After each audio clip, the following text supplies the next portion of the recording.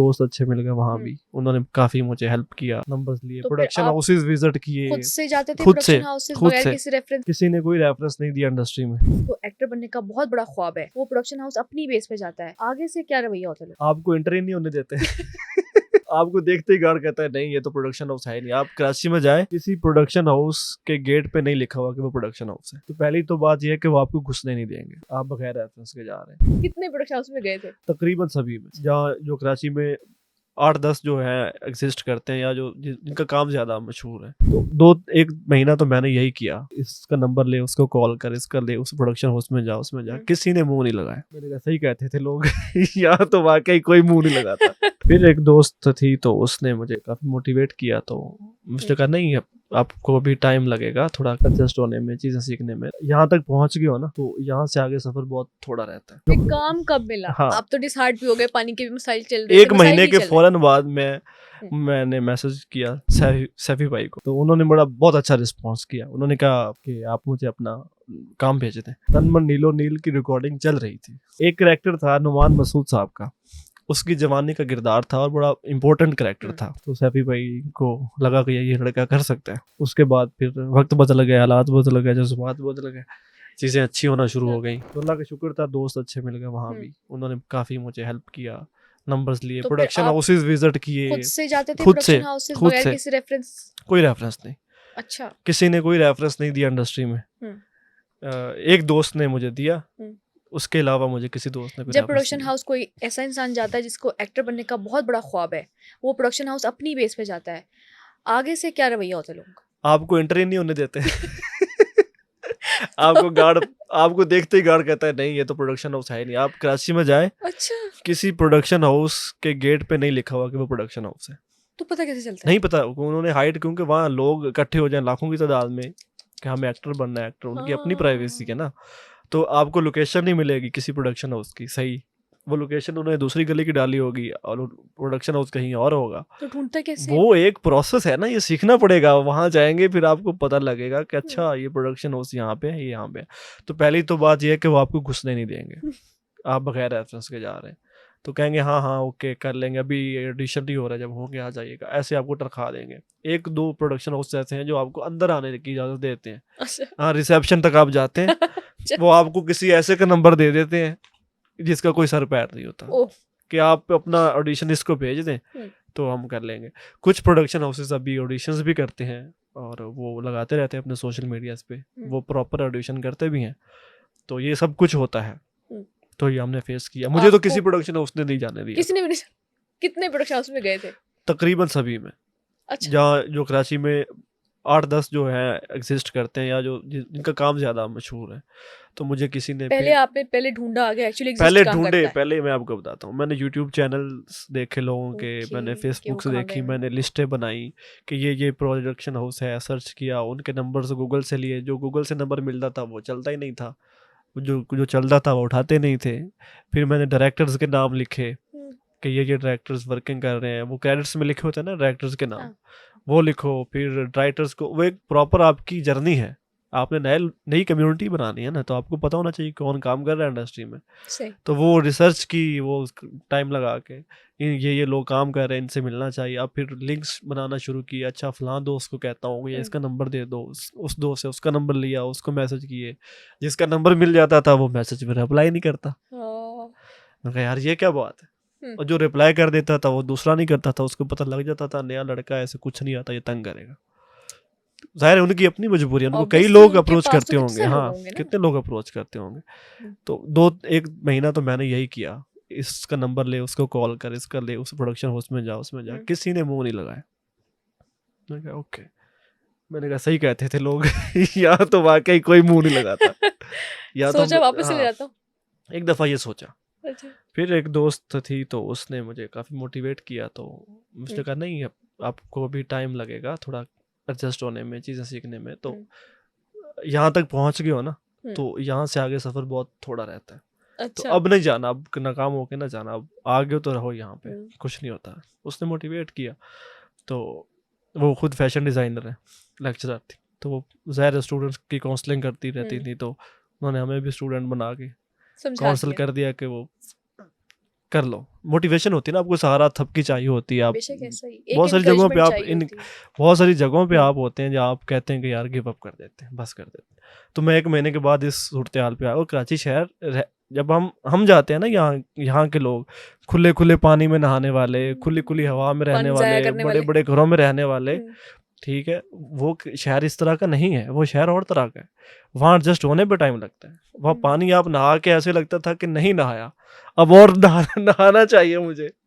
ये मैंने पहले ऐसे हुआ मेरे साथ, अच्छा। मुझे पानी की समझ ही ना आए कि ये मैं नहाया हूँ, मैंने शैम्पू किया खारा है, पानी है। खारा पानी का, पानी की 1000 इकसाम है, पता नहीं कौन सा टेस्ट है वहाँ पे। और पानी अच्छा। पहले तो मिलता नहीं आपको, पानी आपको भरवाना होता है, हाँ, टैंकर्स आते हैं। टैंकर्स वाला या। आपको भरवाना है, पर उसकी वैरायटीज होती हैं। मीठा पानी। अच्छा, एक और इंटरेस्टिंग बात, नहरिया में गया हूँ और बड़े बड़े टैंकर्स के पीछे, रिक्शों के पीछे लिखा हुआ मीठा पानी।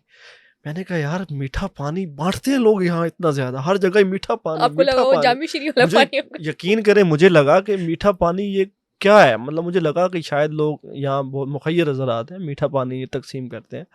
तो मुझे बाद में अंदाजा हुआ कि अच्छा ये मीठा पानी इसको कहते हैं। Oh my God. लेकिन मजा आया फिर मेरे को पानी नई भरवाना, चीज सीखी नई आपने। चीज सीखी, फिर आपको पता लगा कि पानी की वैल्यू क्या है। यहाँ तो हम ऐਵੇਂ ही खोल देते हैं, सही बात है। और बहुत वहाँ पानी जाया वहाँ कर। भी पता लगा कि यार पानी को इस्तेमाल कैसे करना है, बर्तन कम इस्तेमाल करने हैं, कपड़ों का इस्तेमाल कम करना है, मुनासिब सफाई रखनी है आपने, तो मुनासिब पानी क्या वो इस्तेमाल पानी करना बड़ा महंगा भी आता है। है? महंगा आता है, उस पानी पे जो शार्ट हो अक़साम जाए, है। पानी शार्ट हो जाए, आप बैठे रहो, आप नहाओगे कैसे, तो पानी आप मिल ही काम नहीं पे भी रहा, नहीं जा सकते। काम पे नहीं जा सकते, पानी मिल ही नहीं रहा, पानी शार्ट हो गया, महंगा हो गया, और डबल रेट पे ले लो। फिर डबल रेट देते थे तो एडवांस आ जाता था टैंकर। ओहो। ये वहाँ के मसाइल अलग। आप शावर लेने गए, आप सोचते रहते हैं या अल्लाह पानी ना खत्म हो, या अल्लाह पानी ना खत्म हो, और जो बाहर आपका दोस्त इंतजार कर रहा है उसकी आवाजें, अबे पानी कम इस्तेमाल करियो, मैंने भी नहाना है, अबे कम कर, बस कर दे, वो पीछे से उसकी आवाजें आ रही हैं मुसलसल। उसको ये खतरा है कि पानी ये ज्यादा इस्तेमाल, क्योंकि ये लाहौर से आया है, तो आदत है। इसकी जो हैबिट है वो तो ज्यादा पानी वाली, उसको पता है, तो उसके पीछे वो कहता है पानी कम इस्तेमाल करना है। तो ये एक अलग मजा है वहाँ का, हमने एंजॉय किया फिर इसको कि यार ये लोग यहाँ पे रहते हैं इस तरह से। और मुझे लगता है पानी उतनी ही क्वांटिटी में इस्तेमाल करना फिर चाहिए हमने हर बहुत इंसान को। कम हमें हमसे पूछ लो पानी कैसे इस्तेमाल करना है, मैंने तो पिया ही 1 घूंट है। नहीं आप पियो, ये आपके पीने के लिए। मैं 4 महीने के बाद जब घर आया हूँ, तो अच्छा। मैंने सबसे पहले शावर में इतना खुला नहाया है, मैंने कहा शुक्र है या अल्लाह मैं बड़ी अच्छी जगह पे आ गया, मैं नहा तो लूँ। वहाँ ये मसाइल हैं, तो इन मसाइल के साथ ज़ाहिर है उस शहर ने मुझे Survive काम किया। दिया। उसने मेरे जो फिर काम कब मिला? हाँ, आप तो डिसहार्ट भी हो गए, पानी के भी मसाइल चल रहे थे, 1 मसाइल महीने ही के चल रहे फ़ौरन बाद हम्म। मैंने मैसेज किया सैफी भाई को, मुझे नंबर दोस्त ने दिया, सैफी हसन साहब। सैफी हसन साहब। हम्म। तो मैंने सर से पहले भी उनसे सोशल मीडिया के थ्रू इंटरेक्शन था, तो सर से मैंने कहा कि सर ये मैं अपना इंट्रोडक्शन दिया कि सर मैं काम के लिए आया हूँ, थिएटर किया हुआ है, ये जो भी मेरा मंजन था, ज़ाहिर है उनको तो पता होता है कि ये क्या है। तो उन्होंने बहुत अच्छा रिस्पॉन्स किया, उन्होंने कहा कि आप मुझे अपना काम भेज दें, तो मैंने काम भेज दिया। फिर तन मन नीलो नील की रिकॉर्डिंग चल रही थी। अच्छा। एक कैरेक्टर था नुमान मसूद साहब का, उसकी जवानी का किरदार था और बड़ा इम्पोर्टेंट कैरेक्टर था, क्योंकि सारी जो कहानी है उसी पे बेस्ड है। उसी पे बेस्ड है, क्योंकि उनके माजी में जो उनकी मोहब्बत या जो उसकी उन्होंने गलतियां, कत्ल किया हुआ था, गलतियां उसका वो भुगत रहे थे और इस वजह से वो परेशान थे। तो उनको ज़ाहिर है अगर नुमान मसूद साहब की जवानी किसी से करवानी है तो उसकी फेस रिजेम्बलेंस भी चाहिए कैरेक्टर की, उसको थोड़ी बहुत एक्टिंग भी आनी चाहिए, उससे परफॉर्म करना है। तो अल्लाह की तरफ से ही वो अपॉर्चुनिटी थी, तो सैफी भाई को लगा कि ये लड़का कर सकता है, तो उन्होंने मुझे बुला लिया। तो बुला के फिर उन्होंने मुझे ऑफ़र किया कि चलो कर लो।